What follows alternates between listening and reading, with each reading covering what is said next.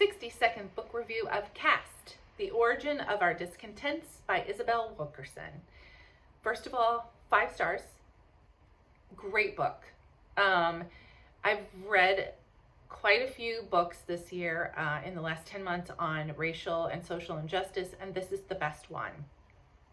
I think it's because Isabel uses a lot of examples to lay out her case. She explains the difference between caste and class, and then does a really great job of walking you through how caste is tied to race.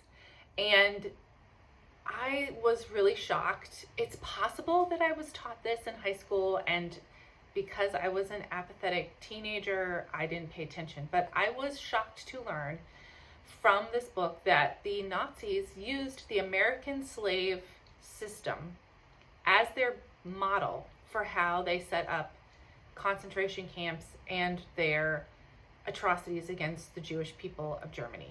So that was really upsetting and enlightening. There's a lot of talk of Hitler and Germany in this book, and weirdly, she doesn't really compare Hitler to Trump as you might imagine that she would. She just compares Hitler to like the entire movement around Trump in the United States, which I found to be really truthful and effective. I just would also recommend that you actually listen to the audiobook version of this, narrated by Robin Miles. She does a fantastic job, and there is a lot of talk of violence. There are a lot of examples of the way that slaves were treated in the light of caste as opposed to in the light of their race, but some very graphic descriptions of horrors, atrocities that were done to slaves. There's also a really great section about Confederate monuments.